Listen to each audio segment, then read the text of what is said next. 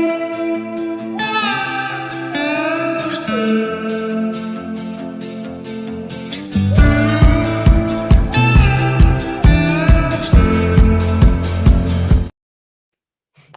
live. I always love the little dancing I get to do before the show starts. People can't see us, but we're all like behind the scenes, like kind of dancing, grooving along. Getting in the mood. I know. I kind of forgot what the intro music to the podcast sounds like because I don't ever listen to it. We've had that intro music for a while. Yeah, since the beginning, no? Out. Yeah, the whole time. Yeah. Lindsay picked it out when we started. Nice. It was good. It's good. I like it. Good job, Lindsay. I know. Cheers to Lindsay. Cheers to Lindsay. Well, we just have a couple of people joining us right now. I think some more will come on as we get going. So we're going to jump in and introduce our guest who really needs no introduction in the gravel world. But you've known her the longest, Christy. Do you want to introduce our guest, Selene? Oh, what story should I tell of Selene in an introduction to Selene Yeager? I will tell you, I fangirled over Selene the first time she came to Unbound, back then DK. She had a trading card and she was kind of green and super ripped in the trading card. In a cocktail dress. In a cocktail dress. And I had definitely been following Selene from her writing in, I think it was probably Runner's World at the time, because I was more of a runner. And so I knew who Fit Chick was, and the fact that she was coming to race our little event here in Emporia, Kansas meant a whole lot to me. But Selene has been, I know she's not just an inspiration for me. I think she's an inspiration for so many women across the board, but it's been absolutely fantastic to watch Selene use all of her knowledge from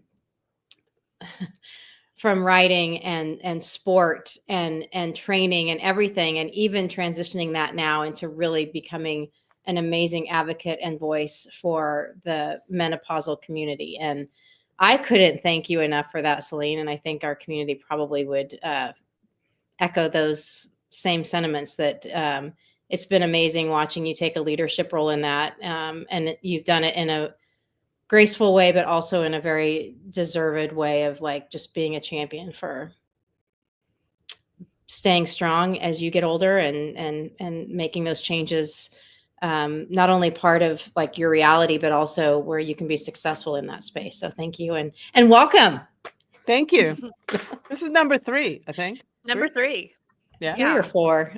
Yeah, somewhere. I don't know. Maybe somewhere 4. in there. Well, she did co-host at Leadville, so maybe that counts That's as true.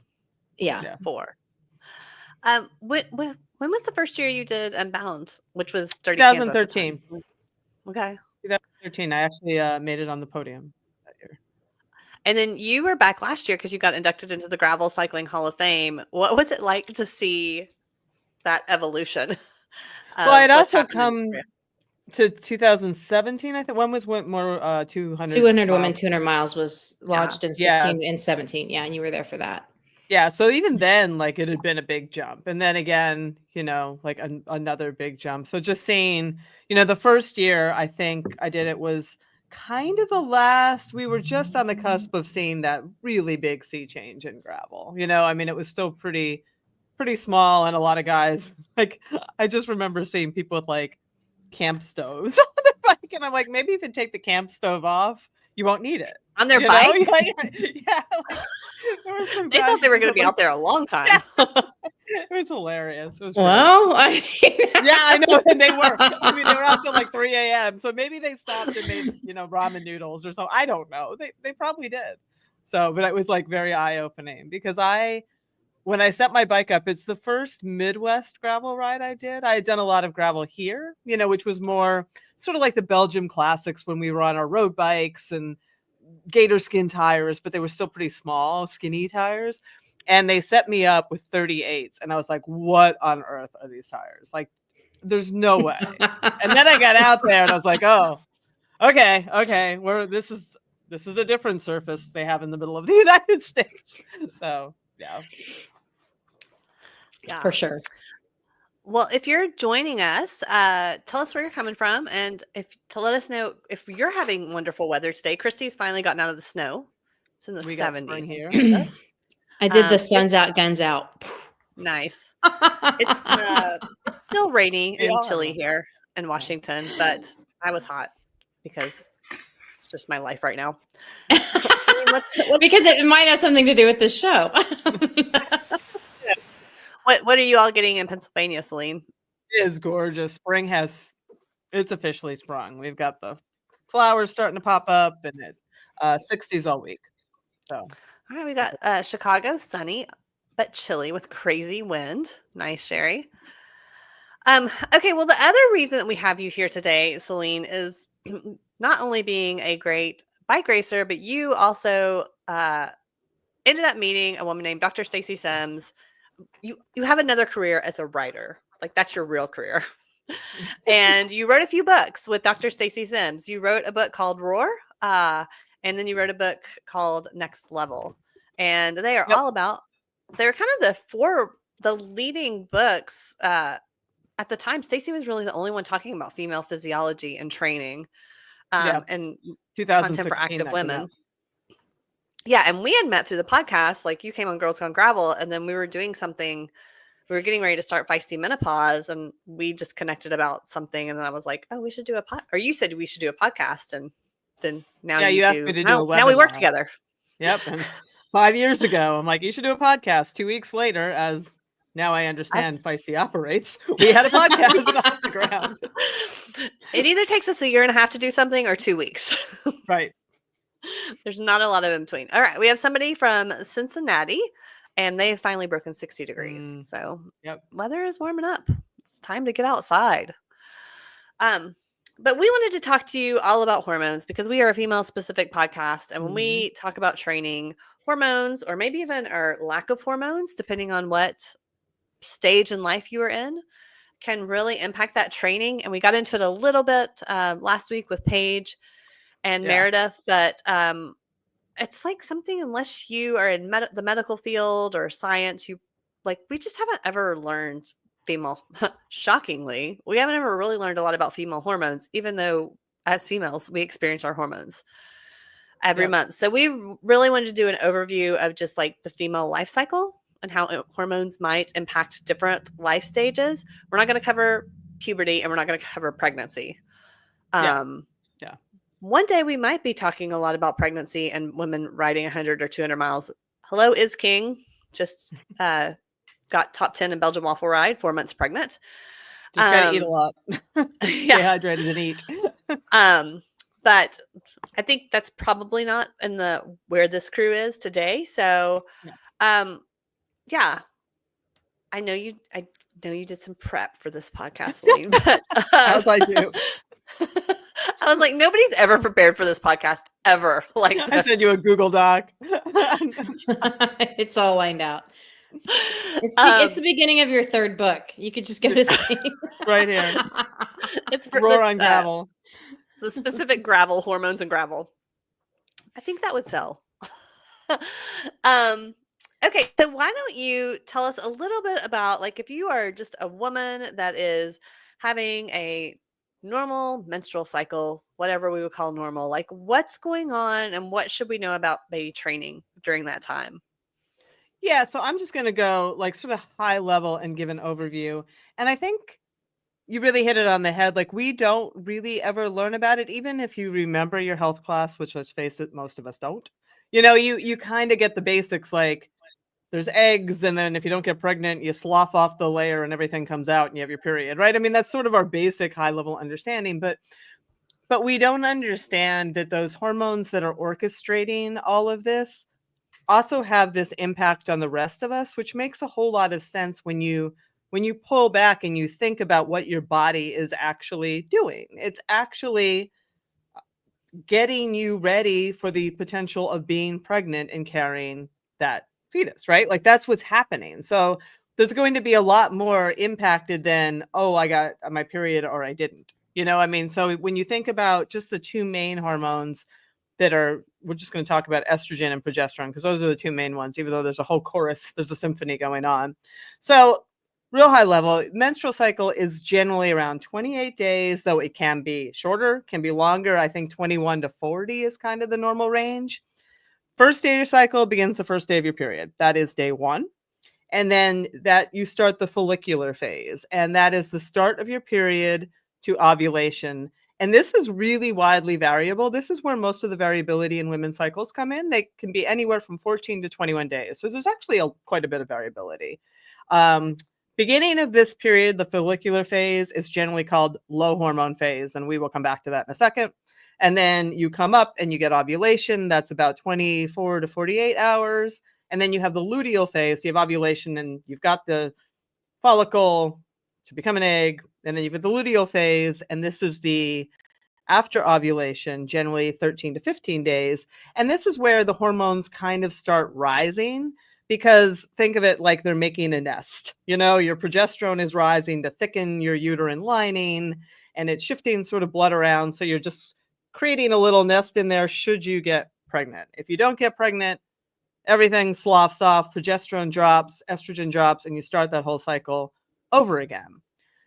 So, like, the important thing to know is that these hormones play a level, or they play a role in a lot more, like I said, than the menstrual cycle. They're also impacting your metabolism, like how you burn fat or how you burn carbs, which also makes sense because your body's doing a lot of work to build that nest, right? So it's pulling a lot of the carbohydrate in, it's doing these things. And it's also impacting your thermoregulation, how warm your body is, and all of that. So key points that people should know and take away from that is that during those high hormone phases, during especially that maybe 5 to 6 days before your menstrual cycle in that luteal phase, you have reduced carbohydrate burning and increased fat burning. And that can be actually great if you're going out for a 4-hour ride. But if you're doing something with intensity or you're going really long where you're surging, that can make it a little harder to hit those intensities. So you want to be able to take in more carbs during that time, during that high hormone time. Progesterone also makes you a little more catabolic, meaning that you are eating into your muscles. So you want to make sure that you keep your protein intake. We talk about it all the time, having your protein at breakfast, lunch, and dinner and your snacks, and especially after your workouts, keep on top of your protein. Anyone who has ever gotten bloated in that PMS time knows that, there's a time at which your fluids shift. Progesterone changes your plasma volume, and that's the watery part of your blood that enables you to sweat and help keep you cool. It also, progesterone raises your core body temperature a little bit. And I'll tell you, this is the thing when I started doing that book with Roar that was like a big light bulb moment for me. I was never a great tracker. I never tracked my period. It was a surprise every month. I'd be like, there'd be a day that I felt like burning the house down, and the next day I would get my period. I'd be like, oh, okay, there we go again. But there'd be times when I'd be on my bike and I felt like I was just going to burn up. Like I couldn't stay cool. And Stacey had me track it, and I did. And I was like, oh, it was right in the same time going into my period. And all I did was make sure to really, really like hydrate like it was my job. If I had a race, like, you race on the mountain bike or gravel, you're in the summer. Unbound can be ungodly hot. You really need to stay hydrated. So it can be things like just having miso soup or chicken soup the day before, making sure that you're salting your food and getting your hydration, just so you go into it as hydrated as possible and staying on top of that.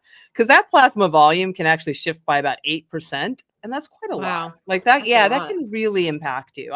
That was, sometimes people get all hung up on cycle syncing and doing all this stuff. It doesn't have to be that complicated. It's just seeing if any of these things are having an impact on you, right? And then adjusting your training and what you're doing around that to make up for the shifts in your physiology during this time. And, and then of course, there are the myriad PMS symptoms that we have, because as we talk about all the time in my menopause life, I mean, these hormones, premenopausal women know this too, they affect your mood. You're right. There's those times when you are weepy or you're emotional or you're ragey. And, that's because you have estrogen, progesterone receptors all over your brain, and it just affects your serotonin and all of that. So, you may have a couple of days every month where you're just not feeling it. Your mojo is down, or you're having cramping, or all of those kind of GI issues that you can have too. And you can work with that too. I think the most important, people really dread this, but I think the thing to remember is, one, if you are going into the event during that time of month, Adrenaline is a hell of a drug. You will get through it. When they do studies on women, women can perform and they can hit all of their marks at every single cycle. And sometimes the studies will be like, well, the period doesn't affect training because look, we did the study and they still hit their power. But they never ask these women, well, how did you feel? Like, I mean, you might feel like crap, but you can still get through it. I mean, you can still generate that power. And there are things that you can do, and we can talk about that if you would like, to combat some of that PMS, which I think is probably the most problematic things that people deal with, like PMS in the actual period. So I'll stop talking so you can ask me some questions, and then we can talk about PMS more specifically. Yeah, because I do think that's a lot of where people just in training, especially training and training, you're like, oh my God, I feel so terrible when I get ready to start my period. So then you just like are scared or dread race day. Yeah. Like I've heard people that are on birth control before that have like manipulated their cycle so they knew that because they dreaded it so badly. Okay. And yeah. Um, but like you said, you can overcome, like there are Olympians that are winning gold medals that are like in this phase of their cycle. I also remember I heard there's a woman named Miranda Caffrey. She's, if you're into triathlon, she was a professional triathlete. She won 2 or 3 world championships. And, she had mentioned like she didn't train with her cycle. Sarah Gross has talked about this too. But like she's like, what I wish I would have known is like it's okay those 2 or 3 days a month that I kind of feel really terrible just to back off. She's like, because it doesn't make a difference in a training season, but over the course of a training lifetime, that's a lot of days that I could have like adapted my training a little bit, been a little bit easier, been a little bit harder on days that I knew like where I was in my cycle that I could have gone harder. And, like if you're somebody that's really wanting to see improvement or perform and you're in your 20s or 30s, like that can make, over the course of 100%. 3 or 4 seasons, that makes a big difference. And that's what Roar really was all about. It wasn't like so people would strictly adhere to some rigid schedule around their cycle. It was really just being like, okay, you might have those days. So work on technique, work on something, work on your bike setup. There's all kinds of things you can do those days. And then when you have those days that you feel bionic, hit it really, really hard. And that's training. Those are all training adaptations. It's all, bricks in the bucket, so to speak. Yeah. So for people that do have really bad PMS, what can they do? There's a number of things that you can do. There's some evidence that making sure that you're getting enough amino acids for sort of the brain fog elements of it, like that seems to help getting that protein. There's some evidence also creatine that people talk about a lot might help with that as well. I like anything that you can do to prime your body and get it sort of ready for action. So like a beetroot juice or beta alanine, just sort of things to like get you mentally and physically primed up are useful. For cramps, in Roar, we have this like little PMS cocktail that Stacy has talked about in podcasts, and it's in Roar. And she recommends this little recipe of magnesium, like 250 milligrams, kind of a standard dose, zinc, 45 milligrams, 1 gram of omega-3s, and then a low dose aspirin, like 80 milligrams, because the aspirin suppresses the prostaglandins. And those are the things that sort of like cause the cramping and those GI issues. So it can kind of help with both of those things. And we don't usually recommend, as everybody knows, like don't take Advil chronically, don't take these things chronically, but just for that like one-off day that you need 80 milligrams, like a baby aspirin you're not going to have any side effects from that. And some people find that really is very useful. Cool. Yeah. I've never had like bad PMS. So what I do have to do is pee all the time the few days before I start my period. Yeah, I never had like really bad cramping, but I would sometimes have those GI issues, which are arguably worse depending on your situation. So yeah, I always try to mitigate those. I think mine was always bloating. Oh yeah. I mean, I could tell just because I would get that like lower belly bloat all the time. Yeah. And it always feels great. I did an Ironman in that situation, and it's just like you feel like a tick in your kit. Yeah. Just because you're just uncomfortable. Yeah. Yeah. And then I always get this question, like, what about birth control or an IUD? Is there anything to be thinking about there? Yeah, it's hard. Birth control is kind of all over the map, and there's lots and lots of studies being done and conflicting thoughts and philosophies on all of it, whether or not it impairs performance or training. And at the end of the day, whatever you're using the birth control for is likely more disruptive to your training and performance than the birth control itself. Getting pregnant, pretty disruptive. There's a lot of things that people I use. didn't quite get where you were going with that. And I was like, oh yeah, getting pregnant would completely change your training routine. So, when it comes to how to think about the hormones, what birth control does is sort of like shuts down the ovaries and puts uh, external hormones in. So you're kind of always in a higher-ish hormone phase, which is why theoretically people say it could impair performance because you're in that higher hormone phase. You don't have the regular vacillations, but it's not something that I tell people to super worry about. And like you said, if you don't want to deal with the bleeding, there is zero reason that you have to take those placebo pills. You actually never have to have a period when you're on the pill. They just did that because they felt like women should have. It's breakthrough bleeding. It's not a real Probably the period. tampon manufacturers. Maybe. The lobbyists for tampons did it. Yeah, a lot of people did, and I didn't know that until I wrote Roar, that's not a real period. It's not you're not ovulating on the pill. And then an IUD is sort of like actually one of the questions that one of the audience members sent in was about an IUD and if they still have hormone cycles to consider, and the answer is generally yes. Yeah, because unlike a birth control pill, an IUD does not shut off. It does not shut off ovulation necessarily. Most women do continue to ovulate.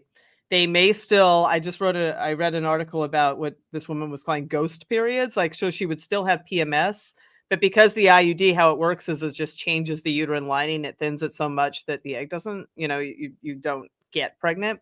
But she wouldn't have a period, so she would have all the symptoms without the actual occurrence, and she just would call them ghost periods. So you still go into perimenopause, you still have hormonal fluctuations, you still have all that stuff. Yeah, and I don't know. There's not much on training there. I wouldn't think about it in terms of training. Well, one of our coworkers I know has one, and she's had one because you get them implanted for like 10 years. Yeah, and she was just saying the Aura Ring has really helped because it tracks she can see it helps her see where the cycle is.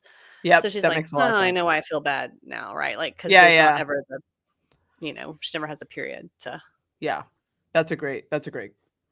Well, that makes me curious about that because I having being able to start tracking my stuff now has all come after I've gone through menopause. I'm postmenopausal, so I didn't have the advantage of any of that. What does that all look like? What are you looking for? And well, it's interesting. I mean, you're looking at body temperature changes often. It's like as you're going into that, because progesterone does kind of increase your core body temperature, so you can see that. That's why, when people do the rhythm method, they're taking their basal body temperature and all that kind of stuff.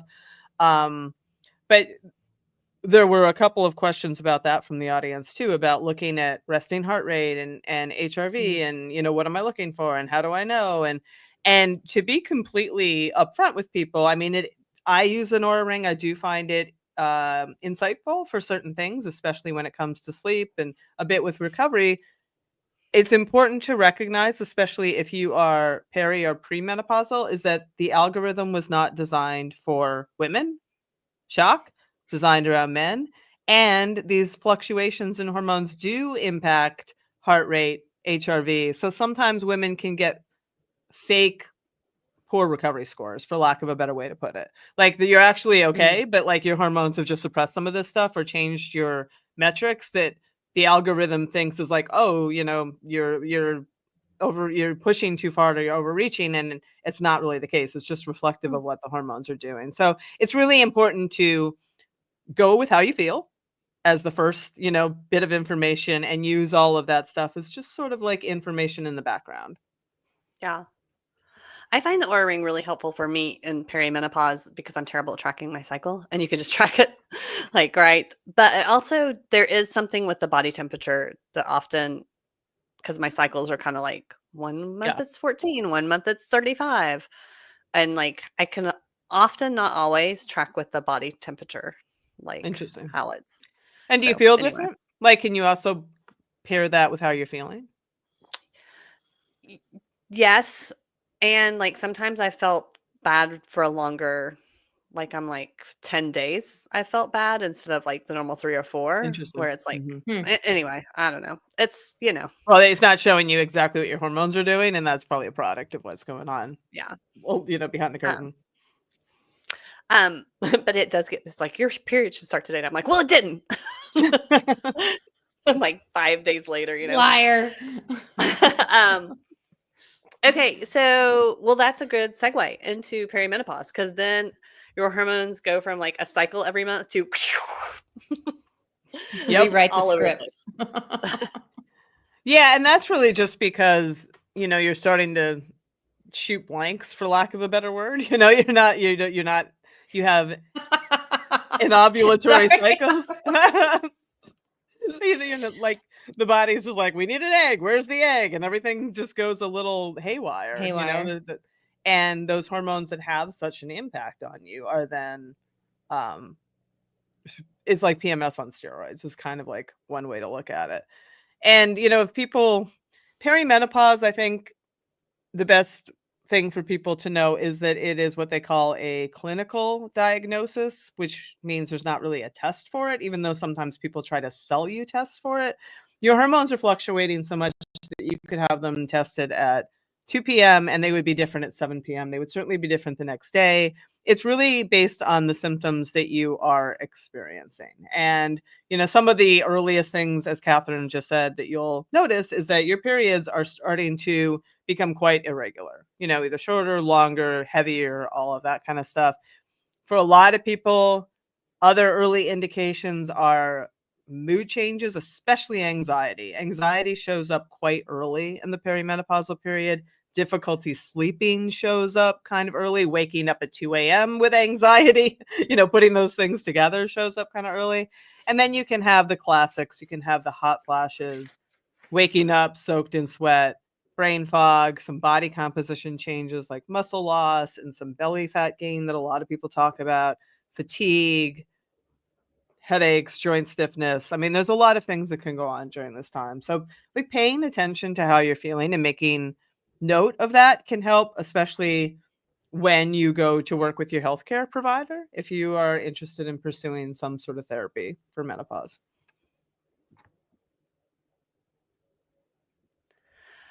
And then I know, like, we talk a lot about there are some ways you can adapt your training. So you don't have to adapt your training, right? Like, Right. if something's, and we see this a lot in our, we have a community of 30,000 people. Some of you are probably in that 36,000. It's a lot of people. 34,000 at this point. Yeah. One, don't go in there for medical advice. They are not your healthcare providers.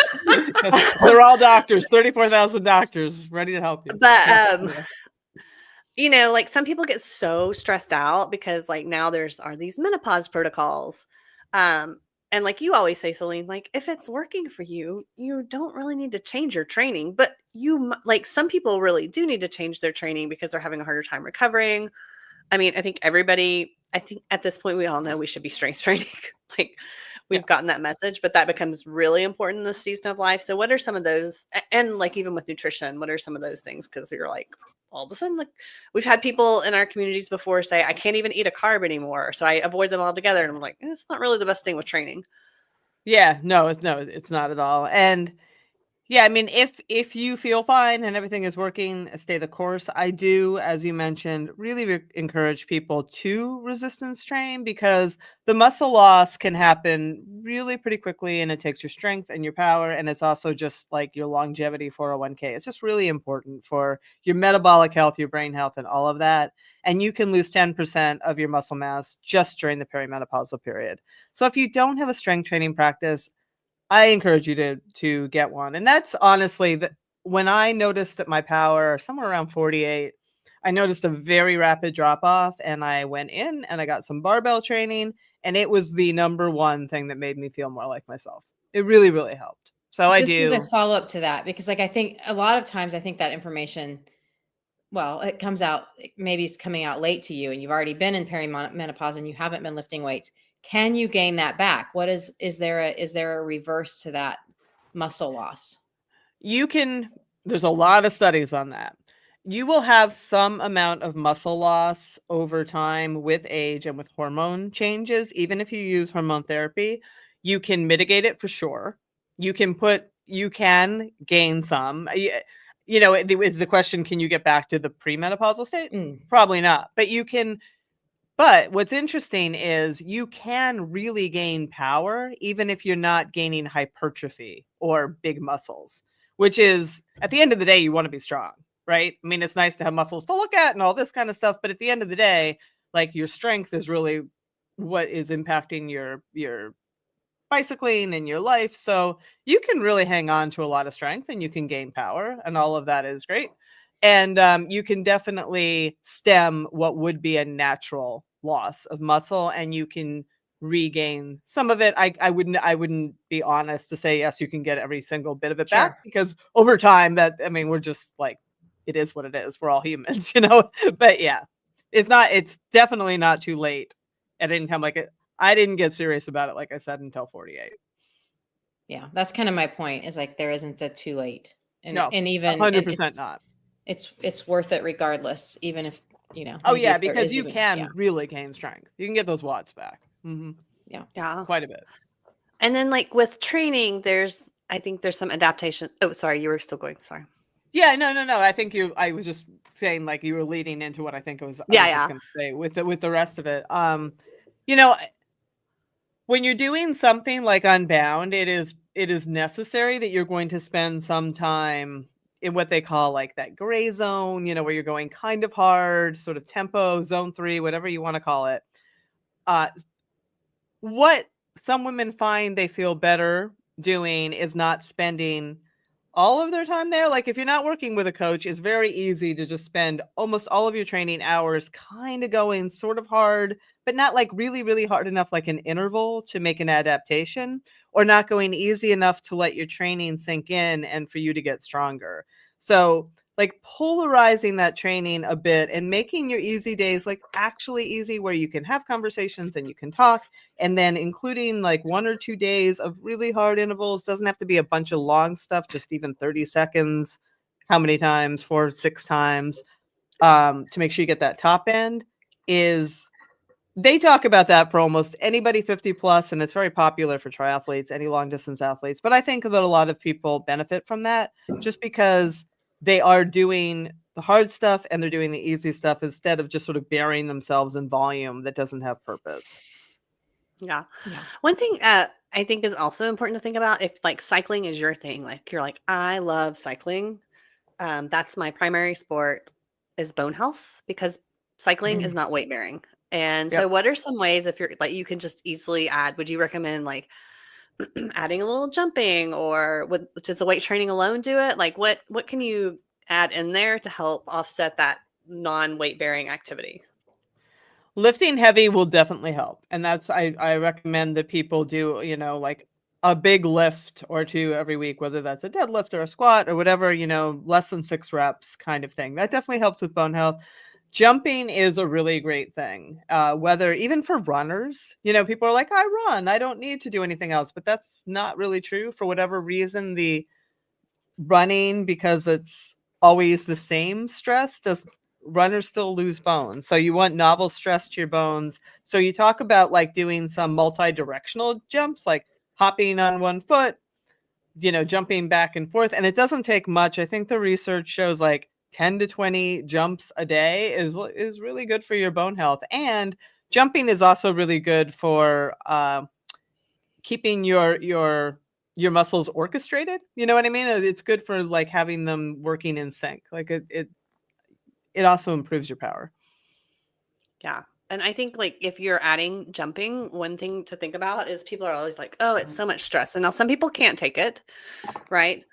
But you want to really think about a soft landing no matter how you jump. Yeah. So if you're going to try a box jump, go to the height where you can land. You shouldn't sound like when you land. You should land really softly. If you're like a skier jump where you jump side to side, or a skater, like you're a skater, like bounds, that would skater be a bounds. great jump. I love those. Land really softly. A TRX is a great thing to add with your jumping because you can support yourself a little. So you can support yourself in the jump and a little bit in the land. So that's just one thing I would say is don't stomp. Land gently. Bend those knees. Your knees are like springs. They immediately start recoiling when you jump. Yeah, be soft. I was gonna say mine used to be like springs. Now they're a little crunchy now. I know. Okay, and then as far as nutrition, like what should you be thinking about? Right. Talk about protein until we're blue in the face, but it really is important. Muscle protein synthesis, the making, the repairing, all of the things that we need to do with muscles becomes harder as we lose estrogen, which is anabolic. Testosterone is also tapering off. That's anabolic with age, all of these things. So you just need more amino acids in your system to stimulate your body to make muscle. So easy thing to think about is just trying to aim for that 30-ish grams at breakfast, lunch, and dinner, and then having protein with your snacks as well. Is that saves you from having to do all these calculations and counting. Just center your meal. Do I have protein? And do I have carbs? Because as we mentioned, like carbs are your fuel. They are what is fueling you for this whole thing. So whenever women start cutting carbs, it can lead to, not always, but carbohydrate deprivation mirrors and can lead to what you guys have talked about many times, low energy availability. It also often drives low energy availability. And a lot of those symptoms that you feel when you're not giving your body what it needs for not only your exercise, but also just for your repair and to restore, can make perimenopause feel worse, or it can actually bring on symptoms that you think are perimenopause, but they are not necessary. It's just that you don't have enough carbohydrate in your system. So please don't cut out carbs. There's really no need to. You can be selective and eat from healthy sources. They don't have to come from French fries and potato chips, but like you really do want to have your carbohydrates on board. I will say one of the things for me was just, oh, sorry, Catherine, go ahead. Nope, you go.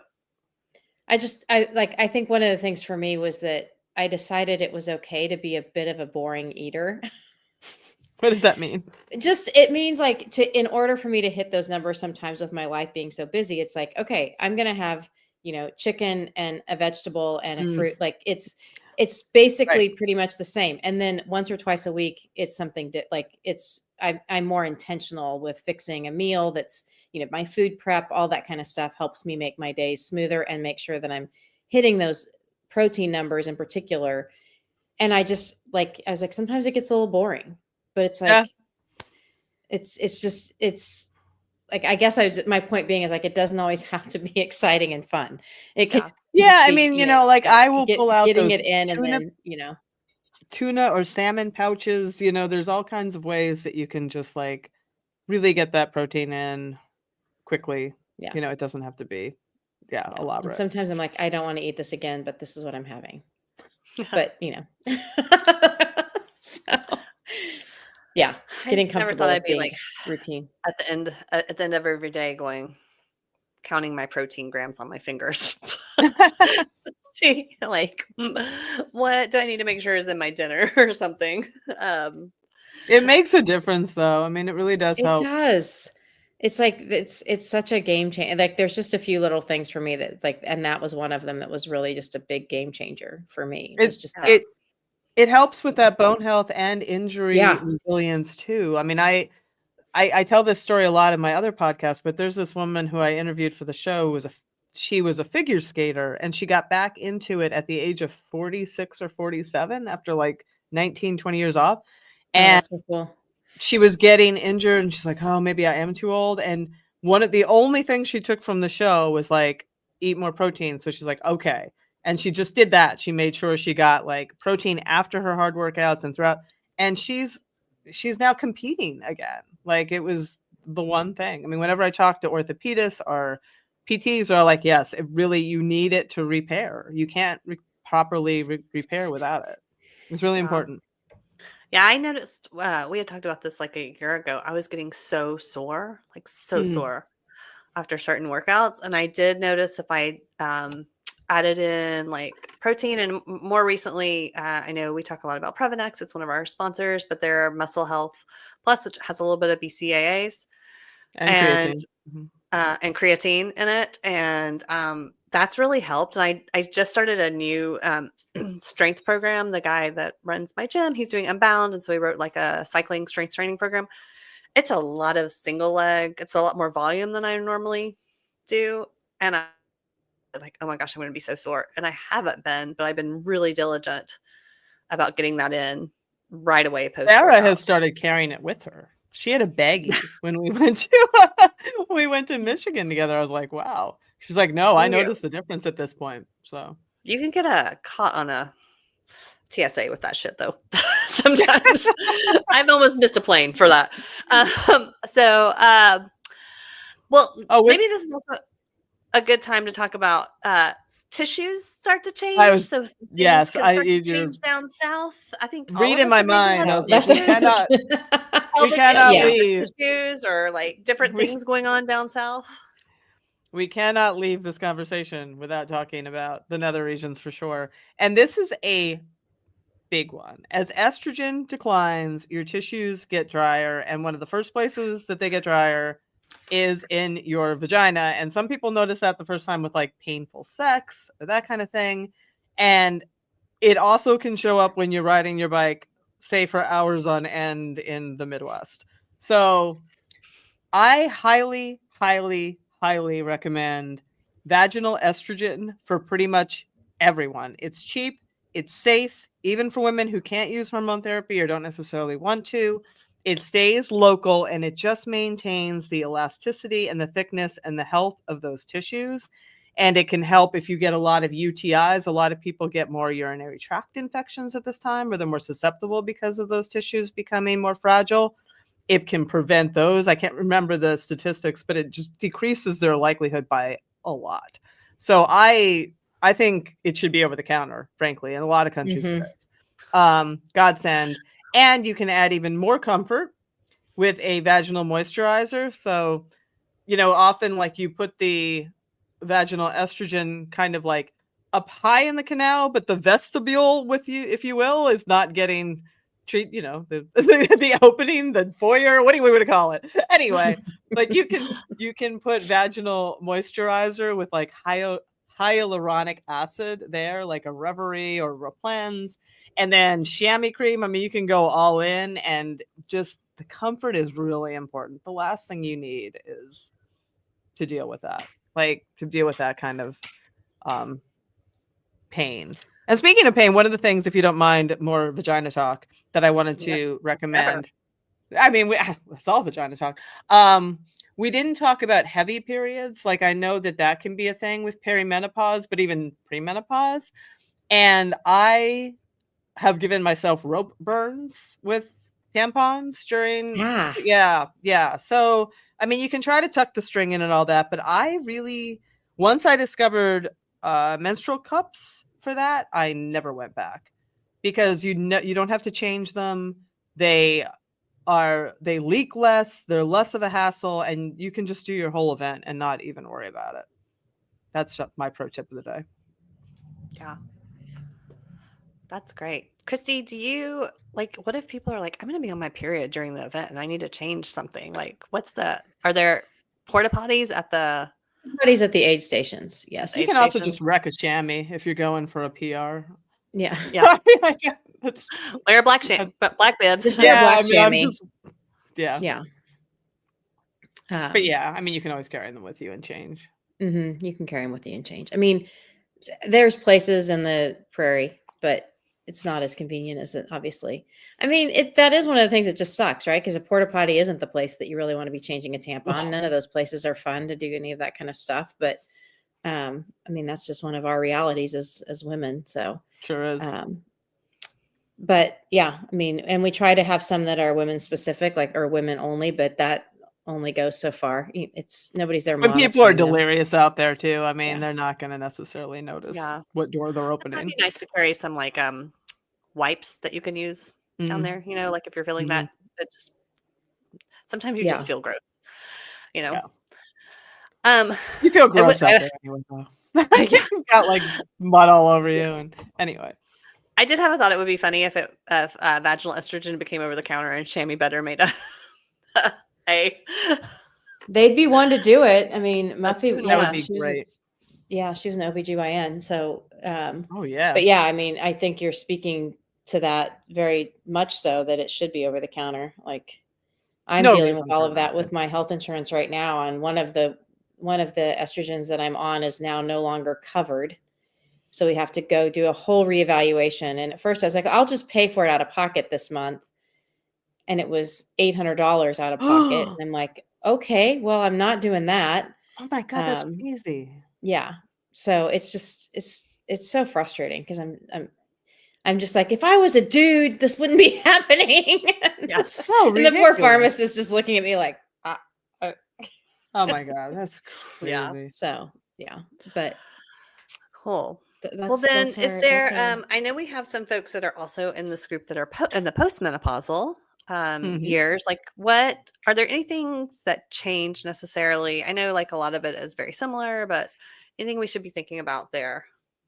Yeah, I mean, a lot of it is very similar to the perimenopausal advice. Some women honestly find that they feel better postmenopause because what has been making them feel the brain fog and the mood swings and all that other stuff is the fluctuation in the hormones.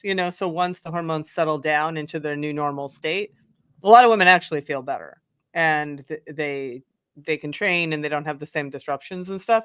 You really just do have to stay on top of your bone health, your muscle health. I mean, those things can really take a hit, post menopause. So it's very, very important to stay on top of that.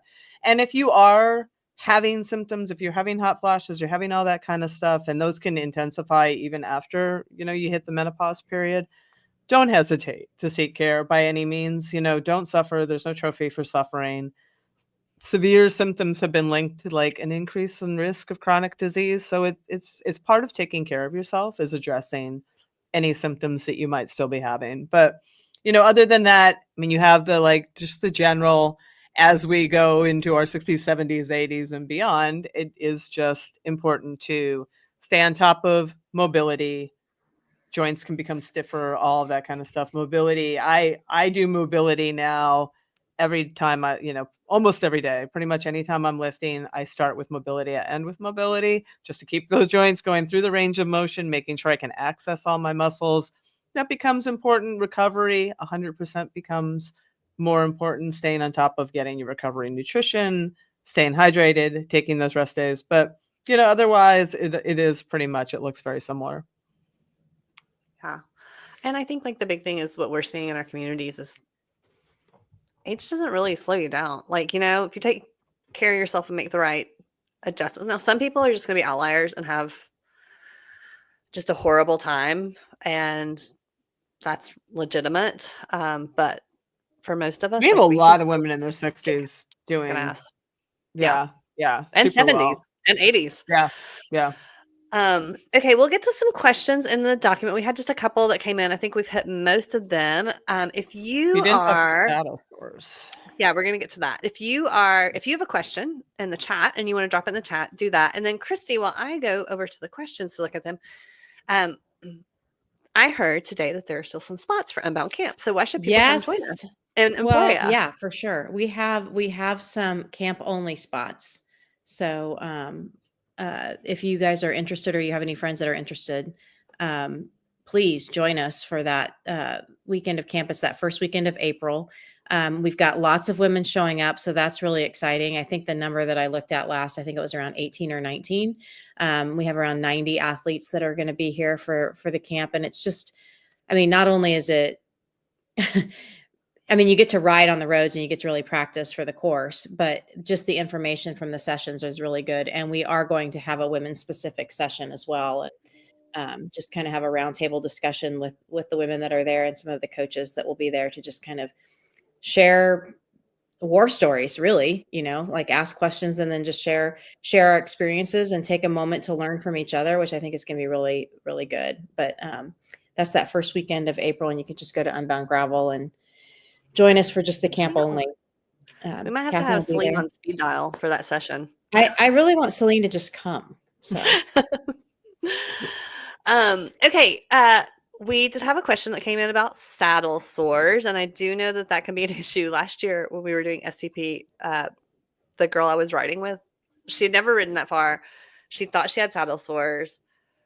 We're in the bathrooms and like we don't know each other that well. And I'm like, well, I'll look. Like, do you want me to look? And I'm like, I'm like, you're fine. Like she just had not ever been used to being on a saddle that long and what that feels like, how bad that can feel at the end of 100 miles when you've never ridden it before. So she was fine. Her sit bones might have just really. Yeah, I think it's like, it takes you a while to find your right saddle when you're newer to cycling and all this stuff, but and the right chamois to go with it. But anyway, so but when she told me she thought she was getting saddle sores, I was like, "Ooh, she's not getting back on that bike tomorrow for the next 100 miles." Because once you get them, you're in trouble. So how do we avoid them? What can we do if we get them? Yeah. Which if people don't know, Selene also wrote about all things gravel. So I wrote a book called Gravel for years. Yeah, and I was a contributing editor to Bicycling Magazine for 27 years, so I wrote a lot about saddle sores. You really. This is where, especially, like, I don't actually wear much chamois cream here where I live in Pennsylvania because I'm out of the saddle a lot. Like it's very hilly, so I'm standing, I'm sitting, I'm moving around. But when you're talking about Unbound or any place where especially if you're sitting a lot and you're sweating and it might rain, all that, like you really want to use chamois cream to reduce any friction between your skin and your shorts. That's really important. People are like, do I put it on my body or my shorts? I'm like, butter both sides of the bread. Just put it everywhere. Fine. You did too much with like seeping out of the seams. Yeah, you do see that. Like the people that just like, you want to, it's not supposed to be a thick layer. Don't use the whole bottle in one application. Yeah. And don't shake somebody's hand at a group ride if they put they probably put chamois down their shorts. Anyway, those are my tips for shaving. Go back to you, Selene. You can get some tea tree oil is great. Yes, that is true. I like also more of a waxy layer sometimes if it's going to be going to be rainy, especially. There's women specific where it's helping you to maintain a healthy pH. I know chamois butter makes some of that, which is useful. When you're talking about grooming the bikini area, this can become problematic. Andy Pruitt, who is like the longtime specialist saddle guru, described pubic hair as MIPS for the vagina. So if anybody knows what MIPS is, it's like the thing in your helmet that helps the helmet rotate. Well, gotcha. That your pubic hair helps, like, no one can see me, but I'm like, yeah. So things can they're not just grinding against the little stubble on your vagina from that you have. So if you are going to be like really extreme there, make sure that you have a very close shave and use like Neosporin or something afterwards to keep that stuff from getting infected, like infected bumps. I will say a haircut is probably okay. Yes. Sometimes your hair can get it can pull. 100%. A haircut is 100%. Give yourself a little haircut. You just don't want to maybe take it all off. So not full Chewbacca, like. Yeah. But also not, not. You might need a little trim so it doesn't pinch or pull. Landscaping. You'll figure it out. Try it. I love this. Catherine will look for you if you need her to. I'll come look. I'll give you my feedback. I bet you would never hear this on the Trainer Road podcast. Oh. Yeah, like all this stuff, like make sure that your chamois fits, you're not getting seams or things that cause chafing, like all of that. Like you have plenty of time to work that out. Don't wear your underwear. Don't wear your underwear. That's a big one. Don't wear your underwear with you. It's meant to go commando. Yep. And then if you do get a little bit of a saddle sore, you can deal with that yourself. You can use a little like tea tree oil, moleskin, the stuff they use for blisters. You can put that and sort of take the pressure off the sore itself. And if it's not too bad, you can still ride through that. Like, obviously, if it becomes sort of a volcanic situation, you're not going to be riding on it, but you can manage small ones. But it is best, like 100%, like you were saying, prevention is your best medicine here. If it is like if you're in a rain, so I'm just thinking like Unbound, if it's really rainy or something, are there any special considerations, especially if you're like, I might be doing like a 14, 15-hour, 16-hour event, like if you're wet that whole time? I mean, you just want to have you want to have applied early. You can reapply. You can Yeah, You can carry also take a little. chamois change. That's what I was gonna say. You can. I mean, you can take a chamois change. I'm just but like picturing getting in and out of it in the porta potty. that's the thing. I mean, it becomes a whole mission in I and mean, of itself. when But I did it you in can 2010, reapply. I did change the chamois in the back of a truck. Because The only thing that got me it through was just- Mid-South in 2020 was you having that bag of extra clothes for me, because I was in Yeah. those freezing cold, muddy clothes, and I destroyed the little store bathroom changing. I still feel bad Yeah. about the And crime it's scene I not a left bad in there. idea to bring a bag with you, like if there's a place to stash it in town for right after your ride, because you just don't necessarily want to be Oh, walking, get out of the especially sham. That's wet, true or too. put out of your chamois as soon as you can. When you're done, get out of those clothes. I mean, training, all of that joke training time is chamois time or whatever. Yeah, not it's stewing, breeding bacteria time. Get out of that. Yeah. burn it. No. Okay. I'm just looking at the document. I think we've covered pretty much everything in our conversations. There was one a little bit about like, how do I know if I'm overtraining or undertraining? And I think like that's a little bit of a different beast. So like Selene, maybe Well, oh, yeah, I mean, I can address that pretty quickly, because I did see that one, and I think your moods are really a good indicator here. Like, I always called your moods the canaries in the coal mine for whether you need a rest day or not. If you find yourself really grouchy, not wanting to get on your bike, mood, just not in a good mood, and your legs kind of feel loaded up and you're tired, that is an indication that you need a recovery day, or you're not fueling yourself, because a lot of time it's not overtraining, it's underfueling. There's whole literature articles written that overtraining doesn't exist. It's always just underfueling and such. So you want to make sure that you're fueled. And if you do feel that way, give yourself, I mean, maybe you're just in a funk and you can give yourself 10 or 15 minutes on the bike. And a lot of times you come around. But if you don't, that is a really good sign that you should just take that day as a recovery, rejuvenation day. I think that's my biggest tip, Selene, right there, is like, if I'm not feeling it, I go out for 5 to 10 minutes. And if You I'm almost still not always feel feeling it, better. And if you don't, then you know. just turn right? around and come back. And I Yeah. I actually apply that. I tell people that for even at Unbound, leave every checkpoint. Just leave. If you don't if you're feeling like you want to quit, leave the checkpoint. Oh, I gotcha. You can ride out 5 minutes and turn around Yep. and come back. Totally. But you a lot of bad decisions are made at those checkpoints. Yeah. So, when you got your friends there, it feels really good to be sitting down, all those kinds of things. It's just get try up not and leave. to even sit down, really. Yeah, really. But yeah. so anyway.